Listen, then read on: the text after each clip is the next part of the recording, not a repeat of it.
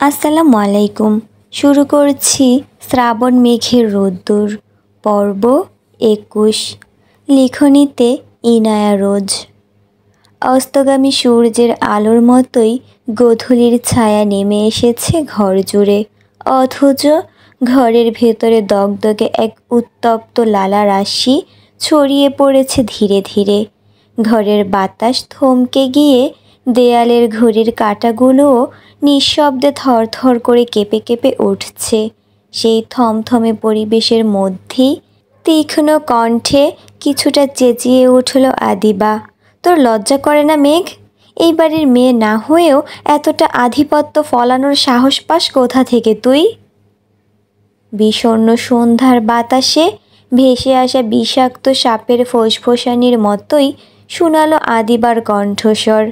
চাহনিতে তার অগ্নিশিখার তীব্রতা, আর ঠোঁটে তাচ্ছিল্যের সূক্ষ্ম রেখা। আদিবার এমন কথা শুনতেই মেঘের চোখে বিস্ময়ের ছায়া খেলে গেল। হুট করেই বুকের ভেতর এক শীতল শিখা জ্বলে উঠল তার। কপালের ভাঁজ গভীর রেখে কণ্ঠস্বর শান্ত অথচ ধারালো করে মেঘ বলে উঠল, তোর মাথা ঠিক আছে আদিবা? কি বলছিস তুই এসব? মেঘের কথায় হুট করে হেসে উঠল আদিবা, তবে এই হাসি কোনো আনন্দের হাসি নয়, বরং তীব্র ব্যঙ্গ মেশানো এক তীক্ষ্ণ বিদ্রূপের রেখা খেলে গেল তার ঠোঁটের কোণে।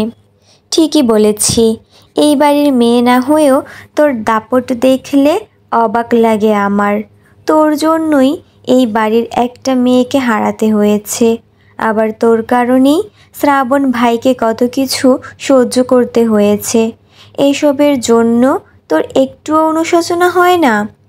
এক মুহূর্তের জন্য থেমে গিয়ে স্থির দাঁড়িয়ে রইল মেঘ। ঠোঁটের কোণে অজান্তেই কাঁপুনি নেমে এলো তার। অতীত থেকে পালাতে চায় সে, তবুও বারবার তার সামনে চলে আসে। কিন্তু আদিবা কি বলছে ভাবতেই এক ঝটকায় চোখ তুলে তাকালো আদিবার দিকে। মৃদু কণ্ঠে আবারও বলে উঠল, তুই কি বলতে চাচ্ছিস? খোলসা করে বল আদিবা। আদিবার চোখ দুটো ঝলসে উঠল বিদ্বেষ আর বিজয়ের এক অদ্ভুত সংমিশ্রণে। এই সুযোগ কিছু কটু কথা শোনানো যাবে মেঘকে ভেবেই রুষ্ট কণ্ঠে আদিবা বলে উঠল, ওহ রিয়েলি? তুই জানিস না আমি কি বলতে চাই? এতটাই অবুঝ তুই? নাকি অবুঝের অভিনয় করে সবাইকে ঘোল খাওয়ানোই তোর কাজ? বুকের ভেতর প্রচণ্ড ঝড় উঠছে মেঘের। মনে হচ্ছে গহীন অরণ্যে দাবানল জ্বলে উঠেছে, যা ধীরে ধীরে চারপাশ গ্রাস করে নিচ্ছে। রাগের ঢেউ একের পর এক আছড়ে পড়ছে তার সত্তায়। এক পলকে যেন সব কিছু অস্পষ্ট হয়ে গেল তার। শুধু আদিবার কটাক্ষ মাখা শব্দগুলো ছাড়া আর কিছুই শুনতে পাচ্ছে না সে। এবার মেঘের কণ্ঠেও শীতলতা খেলে গেল, তবে এই শীতলতার নিচে দাবিয়ে রাখা এক দুর্বার অগ্নি লুকিয়ে আছে। নিজেকে স্থির করে মেঘ আবারও বলে উঠল, তোর যা বলার স্পষ্ট করে বল, না হলে এক্ষুনি বেরিয়ে যা আমার ঘর থেকে। তীক্ষ্ণ এক হাসি ছড়িয়ে আদিবা দ্রুত নিজের ফোন বের করলো। এক মুহূর্ত দেরি না করে স্ক্রিনে আঙুল চালিয়ে ভিডিওটি প্লে করলো। তারপর নিঃশব্দে সেটি বাড়িয়ে দিল মেঘের সামনে। এক মুহূর্তের জন্য কিছুটা থমকালো মেঘ, তবে কিছু বলল না। ফয়েজ আহমেদের গলায় বিষাদ জমে আছে, মনে হচ্ছে দীর্ঘকাল ধরে জমে থাকা কোনো ক্ষত, যা মুখ খুললেই রক্তাক্ত হবে।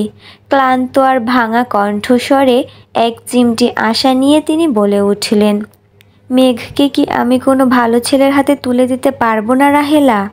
আমার মেঘ কি সারা জীবন এভাবেই কষ্ট পেতে থাকবে? একটি দীর্ঘশ্বাস বেরিয়ে এলো তার বুকের গহীন থেকে। রাহেলা বেগম চুপ করে তাকিয়ে রইলেন। এই দৃষ্টির গভীরে অনেক প্রশ্ন, অনেক বেদনা, অথচ কোনো উত্তর নেই। কিছু সত্যের সামনে ভাষা অবশ হয়ে আসে, কিছু ব্যথার সামনে প্রতিরোধ গলে যায়। ফয়েজ আহমেদ ভেতরের যন্ত্রণাকে আরও একবার মুক্তি দিতে চাইলেন। এই ব্যথাগুলো উচ্চারণ করলেই হালকা হবে ভেবে আবারও কিছু বলে উঠলেন, অথচ তারও ভারী হয়ে ছড়িয়ে পড়ল বাতাসে। আমার বন্ধুর দেওয়া শেষ আমানত মেঘ। মৃত্যুর আগে শেষবারের মতো সে আমার হাত চেপে ধরে বলেছিল, ফয়েজ, আমার মেয়েটাকে ভালো দেখে কারো হাতে তুলে দিও, যেন সে ভালো থাকে, সুখে থাকে। কিন্তু আমি পারলাম না রাহেলা, আমি পারলাম না। আমার বন্ধু দেওয়া প্রতিশ্রুতি রক্ষা করতে পারলাম না। এই অপরাধ বোধ আমায় ধ্বংস করে দিচ্ছে রাহেলা। আমি নিঃশেষ হয়ে যাচ্ছি। ফয়েজ আহমেদের এমন আক্ষেপ শুনে রাহেলা বেগম সান্ত্বনার কণ্ঠে বলে উঠলেন, আপনি শান্ত হন দয়া করে, এইভাবে উত্তেজিত হবেন না, সব ঠিক হয়ে যাবে। কিন্তু কিছু কিছু ক্ষত এত গভীর হয় যে তা শব্দে উপশম হয় না, সময়ও তাতে প্রলেপ দিতে পারে না। ফয়েজ আহমেদের চোখের সামনে শুধুই ভেসে উঠছে ছোট্ট মেঘের মুখ, যে মেয়েটি এতদিন হাত ধরে হাঁটতে শিখেছিল, বাবার কাঁধে চড়ে আকাশ ছুঁতে চেয়েছিল। সেই মেয়েটাই আজ নীরব যন্ত্রণার সমুদ্রে ডুবে যাচ্ছে, আর তিনি কিছুই করতে পারছেন না। মেঘ তার একমাত্র প্রাণের বন্ধুর শেষ স্মৃতি। এই মেয়েকে তিনি বুকের ভেতর লুকিয়ে রেখেছিলেন, নিজের সন্তানের চেয়েও অধিক ভালোবেসেছেন। তবু আজ সময় যেন তার সাথে নিষ্ঠুরতম পরিহাস করছে। কেন কেন এই ভালোবাসার বিনিময়ে এত যন্ত্রণা বরাদ্দ হলো তার মেঘের জন্য? অন্ধকার রাতের নিস্তব্ধতায় একজন পিতার শূন্যতাই সবচেয়ে করুণ সুর হয়ে বাজতে লাগলো। ফয়েজ আহমেদ আর রাহেলা বেগমের বলা প্রতিটি কথায় আচমকা ঝড় উঠল মেঘের ভেতর। এই ঝড় কোনো প্রকৃতির নয়, কোনো দৃশ্যমান ধ্বংসযোগ্য নয়, বরং এক অনিবার্য বিপর্যয়, যা ভিতর থেকে গুঁড়িয়ে দিতে লাগলো তার অস্তিত্বের প্রতিটি ইট। তার চারপাশের পৃথিবী কেঁপে উঠল এক অজানা শূন্যতার স্পর্শে। হুট করে মোবাইলটা বন্ধ করে দিল আদিবা। ঠোঁটের কোণে এক প্রশান্ত হাসি, বিজয়ের অনুভূতি তার চোখে মুখে ফুটে উঠেছে সুস্পষ্টভাবে। সে তো অপেক্ষা করেছিল এই মুহূর্তটির জন্যই। মেঘের দুর্বলতা, মেঘের কষ্ট, মেঘের অস্তিত্ব সংকট, এই সবই তো তার জন্য আশীর্বাদ স্বরূপ। যত বেশি ভেঙে পড়বে মেঘ, ততই সহজ হবে তার পথ, শ্রাবণকে পাওয়ার পথ। শ্রাবণকে কাছে পাওয়ার স্বপ্ন সে বহুদিন ধরে লালন করেছে। আর এখন মেঘ নিশ্চয়ই এমন কোনো সিদ্ধান্ত নেবে যা তার জন্য আশীর্বাদ স্বরূপ হবে। কিন্তু মেঘ এখনও হতবিহ্বল হয়ে দাঁড়িয়ে আছে। সে তো কিছু শুনতেই পাচ্ছে না। সমস্ত কিছু স্তব্ধ হয়ে গেছে মুহূর্তের মধ্যে। হৃদয়ের ভেতর অসংখ্য কণ্ঠ একসঙ্গে চিৎকার করে উঠছে, অথচ বাইরের পৃথিবী ঘুমিয়ে আছে নিঃসঙ্গ নীরবতায়। সে কি ভুল শুনেছে, নাকি এটাই বাস্তবতা? কিছুই বুঝতে পারছে না সে। ফয়েজ আহমেদ তার আসল বাবা নন। যাদের বাবা মা ভেবে এত বছর বেড়ে উঠেছে, যাদের ভালোবাসাকে একমাত্র আশ্রয় ভেবেছে, তারা কেউই তার আপনজন নয়। না, এটা সত্যি হতে পারে না। তারা তার বাবা মা, আসল বাবা মা। কিন্তু বাবা যে এসব বলল, তাহলে কি এটাই সত্য? সত্য নামক নির্মম বস্তুটি কখনো অনুমতির অপেক্ষা করে না। সত্যের খোলা তরবারি হৃদয়ের সমস্ত কোমলতা বিদ্ধ করে ফেলে নির্মম ধারালো আঘাতে। মেঘের পুরো শরীর কেঁপে উঠল হঠাৎ। মাথাটা ঝিমঝিম করছে, মনে হচ্ছে সব কিছু একসঙ্গে ঘুরছে তার চারপাশে। এতক্ষণ ধরে যে জমিনকে কঠিন বলে জানতো, সেটাই এখন তার পায়ের নিচে বালির মতো ধসে যাচ্ছে। ধীরে ধীরে কিছুটা পিছিয়ে গেল মেঘ। এই বাস্তবতা থেকে নিজেকে সরিয়ে নিতে চায় সে। এই বাড়ির প্রতিটি কোণ, প্রতিটি জানালা দরজা যেগুলো তার শৈশবের সাক্ষী, যাদের দেয়ালে তার না বলা অনুভূতির প্রতিচ্ছবি আঁকা ছিল, আজ সেগুলোই শত্রু হয়ে দাঁড়িয়েছে তার সামনে। প্রতিটি দেয়াল, প্রতিটি জানালা তার দিকে তাকিয়ে নির্মোহ দৃষ্টিতে বলছে, তুমি এখানে আগন্তুক, এই আশ্রয় তোমার নয়। চোখ দিয়ে অনর্গল অশ্রু গড়িয়ে পড়তে লাগলো মেঘের। তারপরও সে টলতে টলতে এগিয়ে গেল দরজার দিকে, একটা শেষ আশার সন্ধানে। উত্তর খুঁজতে এগিয়ে যাচ্ছে সে। মেঘ জানতে চায়, খুব করে জানতে চায়, তার সমস্ত জীবন কি শুধুই এক ভয়ঙ্কর প্রহসন? নিজ কক্ষের আসবাবপত্র গুছিয়ে নিচ্ছিলেন রাহেলা বেগম। হাতে থাকা কাপড়ের টুকরোয় ধুলোর আস্তর মোছার সঙ্গে সঙ্গে এক অজানা প্রশান্তি ছুঁয়ে যাচ্ছিল তার মনকে। পরিপাটি শোবার ঘর, পরিচ্ছন্ন আসবাব, এগুলো তার ব্যক্তিত্বেরই প্রতিচ্ছবি। কিন্তু হঠাৎই কক্ষের বাতাস কিছুটা ভারী হয়ে উঠল। একটা অজানা আশঙ্কা ধীরে ধীরে হানা দিল চারপাশে। কাঁপা কাঁপা পায়ে, একদম রোবটের মতো যান্ত্রিক ভঙ্গিতে দরজার ফ্রেম ধরে দাঁড়িয়ে আছে মেঘ। সে যেন এখন আর মেঘ নয়, বরং কোনো ছায়া প্রতিমা। আলো অন্ধকারের মাঝখানে দাঁড়িয়ে থাকা এক অস্তিত্বহীন সত্তা। তার চোখ দুটো কুয়াশায় ঢাকা, অথচ ভিতরে তীব্র এক যন্ত্রণা খেলা করছে। এমন যন্ত্রণা যা ভাষার অতীত আর শব্দের ঊর্ধ্বে। মেঘের দিকে চোখ পড়তেই থমকে গেলেন রাহেলা বেগম। বুকের ভেতর কিছু একটা ধক করে উঠল। স্নেহের পরশে সন্তানের দিকে ছুটে গেলেন তিনি। কি হয়েছে মেঘ, কাঁদছিস কেন মা? মেঘ কোনো উত্তর দিল না, শুধু তার সেই টলটলে চাহনি তুলে তাকালো রাহেলা বেগমের দিকে। এক অভিমানী আর নিঃশব্দ আর্তনাদ মিশে আছে এই দৃষ্টিতে। এই দৃষ্টি বিদ্ধ করল রাহেলা বেগমের বুকের গভীরতম কোণ, যেখানে স্নেহ আর মমতার এক অদৃশ্য নদী বহমান। রাহেলা বেগমের শ্বাস আটকে এলো। তিনি কম্পিত কণ্ঠে বলে উঠলেন, কি হয়েছে মা, কিছু বল। শ্রাবণ কিছু বলেছে নাকি অন্য কেউ? বল মা, চুপ করে থাকিস না। কথা বলতে বলতে মেঘকে কাছে টেনে খাটে বসিয়ে দিলেন তিনি। কিন্তু মেঘ এখনো চুপ। শব্দেরা গলায় দলা পাকিয়ে আটকে গেছে, বের হওয়ার পথ পাচ্ছে না। তারপর একটা দীর্ঘ নিঃশ্বাস নিয়ে ক্ষীণ অথচ ভারী কণ্ঠে ফিস ফিস করে মেঘ বলে উঠল, আমি তোমাদের মেয়ে না, তাই না মা? মেঘের মুখ থেকে এমন কথা শুনতেই রাহেলা বেগমের শরীর জমে গেল। হৃদয়ের গহীনে কেউ যেন ধারালো কিছু দিয়ে গভীর ক্ষত করে দিল। না, এই প্রশ্ন তো কখনো শুনতে হয়নি তাকে। এই কণ্ঠস্বর এতটা অসহায়, এতটা বেদনাদীর্ণ হতে পারে তিনি কখনো কল্পনাও করেননি। তিনি তো জানতেন মাতৃত্ব কেবল জন্মদানের নাম নয়, এক আশ্রয়, এক ভালোবাসার প্রতিশ্রুতি, এক অনিঃশেষ আত্মত্যাগ। তাহলে আজ তার সেই আশ্রয়ে প্রথমবারের মতো প্রশ্নের ঝড় উঠল। রাহেলা বেগমের পুরো শরীর থরথর করে কাঁপতে লাগলো। মেঘের করা প্রশ্ন বজ্রপাতের মতো আছড়ে পড়ল তার বুকের গভীরে। শূন্য দৃষ্টিতে তাকিয়ে রইলেন তিনি মেঘের দিকে। এ কি শুনলেন তিনি?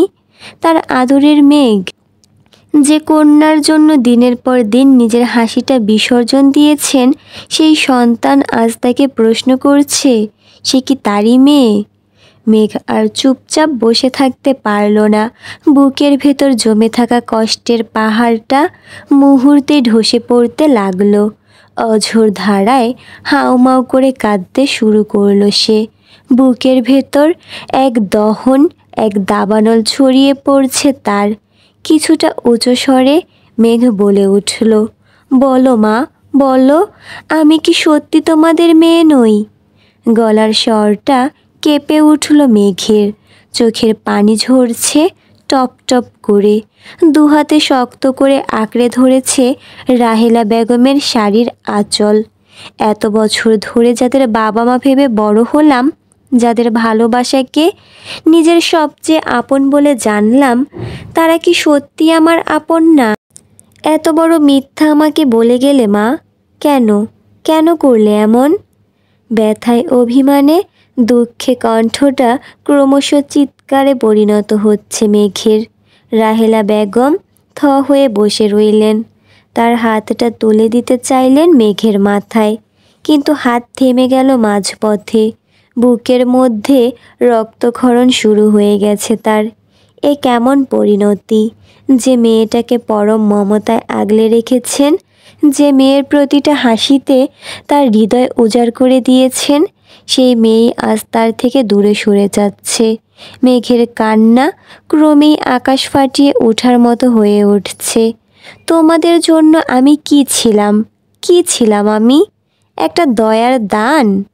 কেবল একটা বোঝা, যাকে আশ্রয় দিয়েছ, লালন করেছ, ভালোবেসেছ কি? নাকি শুধুই দয়া করেছ? মা বলো, আমাকে কি ভালোবাসোনি? শেষ কথাগুলো বলতে গিয়ে কাঁপতে কাঁপতে পড়ে যেতে লাগলো মেঘ। রাহেলা বেগম এবার আর নিজেকে ধরে রাখতে পারলেন না। দুহাতে মেঘকে জড়িয়ে ধরলেন শক্ত করে, যেন কেউ যদি আজ তার বুক চিরে এই মেয়েকে কেড়ে নিতে আসে, তবে তিনি সহাস্যে নিজের বুক পেতে দেবেন, কিন্তু মেয়েকে ছাড়বেন না। কে বলেছে তুই আমার মেয়ে না মেঘ? কে বলেছে? মেঘের চুলে হাত বুলিয়ে আঁচলে মুখ মুছিয়ে বলতে লাগলেন রাহেলা বেগম, তুই আমার মেয়ে, আমার জান, আমার বুকের মানিক। তুই আমার মেয়ে মেঘ, তুই আমারই মেয়ে। কিন্তু মেঘ থামছে না, কাঁদছে, বুক ফেটে আহাজারিতে কেঁপে উঠছে ঘরদোর। তাহলে কেন লুকিয়ে রাখলে মা? কেন এত বছর আমায় মিথ্যে বলে রাখলে? রাহেলা বেগম আর কিছু বলতে পারলেন না, শুধু মেয়েটাকে শক্ত করে বুকে জড়িয়ে ধরে নিজের কান্না চাপতে থাকলেন। আজ এই সম্পর্কের মধ্যে কিছুই অবশিষ্ট রইল না, শুধু এক শূন্যতা, এক গভীর অভিমান, আর এক সমুদ্র সম দুঃখ চারিদিকে খেলা করতে লাগলো। মেঘের বুক ফাটা কান্না থামছেই না কোনোভাবে, বরং রাহেলা বেগমের আঁচল ভিজিয়ে দিয়ে তা আরও জোরে ফুপিয়ে উঠছে। সে আর নিজেকে সামলাতে পারছে না। দুনিয়াটাকে হঠাৎ করেই বড় বেশি অপরিচিত মনে হচ্ছে তার কাছে। নিজের পরিচয়টুকুই যদি মিথ্যে হয়ে যায়, তাহলে সে আর কে? কোথায় তার ঠিকানা?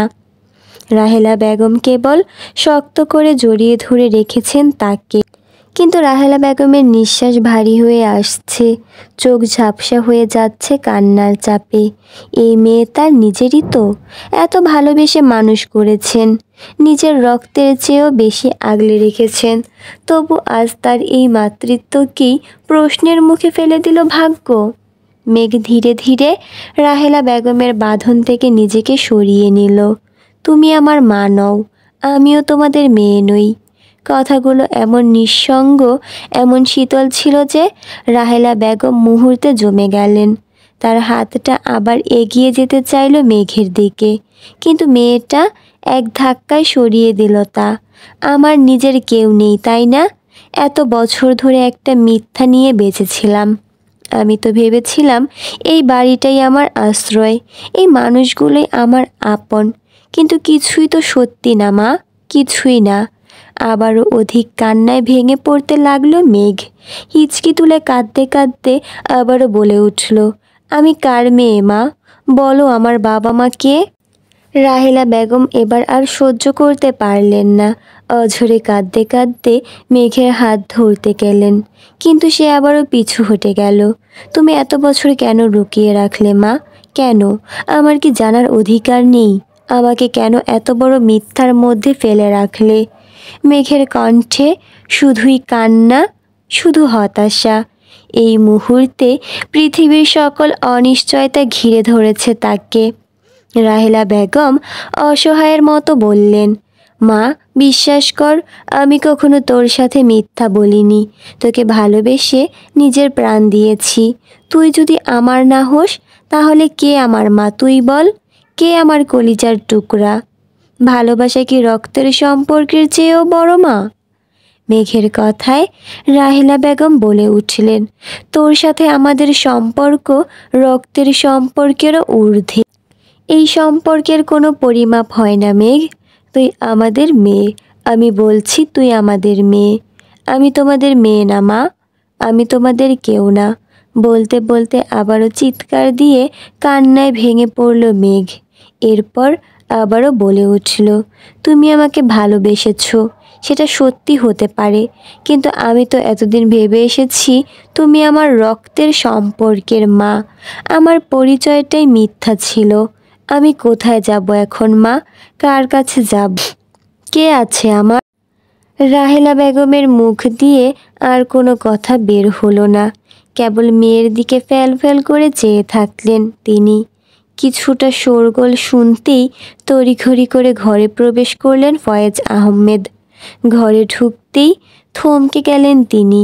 তার অর্ধাঙ্গিনী, তার একমাত্র মেয়ে, দুজনেই কান্নায় ভেঙে পড়েছে। দৃশ্যটা এক মুহূর্তের জন্য সহ্য করতে পারলেন না তিনি। কপালে ভাঁজ ফেলে দ্রুত এগিয়ে এসে গভীর দৃষ্টিতে তাদের দিকে তাকালেন। কি হয়েছে? এভাবে কাঁদছো কেন দুজন? রাহেলা বেগম চোখের জল মুছতে মুছতে মুখ খুলতে গেলেন, কিন্তু মেঘের মুখে কেবল নীরবতা, যেন সমস্ত অনুভূতি জমাট বেঁধেছে তার বুকে।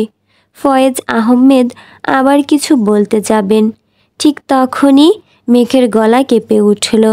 একরোখা হয়ে সে বলে উঠল, বাবা, খুব তাড়াতাড়ি আমার বিয়ের ব্যবস্থা করো। আগামী কয়েকদিনের মধ্যেই আমি বিয়ে করব। ছেলে তুমি যাকে পছন্দ করবে তাকেই করব আমি। আমাকে দেখানোর দরকার নেই। আর এই কথা যেন আমাকে দ্বিতীয়বার বলতে না হয়। মেঘের কণ্ঠস্বরে যে শূন্যতা, যে ক্লান্তি, তা বুঝতে কারো বাকি রইল না। ফয়েজ আহমেদ অবাক হয়ে তাকিয়ে রইলেন মেঘের দিকে, আর রাহেলা বেগম নিঃশব্দে চোখের জল ফেলতে থাকলেন। মেঘ আর কোনো কিছু আর শুনল না, কারো কোনো প্রশ্নের জবাবও দিল না। ঝট করে উঠে দাঁড়ালো, চোখের জল আঙুলের পিঠ দিয়ে মুছে নিল এক ঝটকায়, আর একটিও ফোঁটা যেন গড়িয়ে না পড়ে। এরপর হনহনিয়ে বেরিয়ে গেল কক্ষ থেকে, ঠিক যেন একটা ঝড় এসে আছড়ে পড়ল, আবার মুহূর্তেই মিলিয়ে গেল দিগন্তের ওপারে। পেছনে দাঁড়িয়ে থাকা ফয়েজ আহমেদ এখনও স্তব্ধ। মেয়েটার এতটা পরিবর্তন কেন? কেন আজ তার কণ্ঠে এতটা কঠোরতা? তার হৃদয়ের মধ্যে যেন অজানা আশঙ্কা কাঁপন তুলতে লাগলো, কিন্তু তিনি কিছুই বুঝতে পারলেন না। রাহেলা বেগমের দিকে তাকাতেই রাহেলা বেগম কেঁদে উঠলেন। মেঘ কিভাবে যেন সত্যিটা জেনে গেছে, আমরা যে তার আসল বাবা মা নই, তাই এখন আমাদের থেকে দূরে যাওয়ার কথা ভাবছে। অর্ধাঙ্গিনীর মুখে করুণ সত্যিটা শুনতে কেঁপে উঠলেন ফয়েজ আহমেদ। গম্ভীর ব্যক্তিত্বের অধিকারী ফয়েজ আহমেদের অন্তরেও কিছু একটা গভীরভাবে ধাক্কা দিয়ে গেল। যে সত্যের মুখোমুখি তিনি কখনোই হতে চাননি, সেই সত্যিই আজ তার সামনে এসে দাঁড়ালো। এবার কিভাবে সামলাবেন তিনি? ভাবতেই বক্ষ পিঞ্জিরায় হৃদযন্ত্র অস্বাভাবিকভাবে দুলে উঠল। কি করবেন এবার তিনি?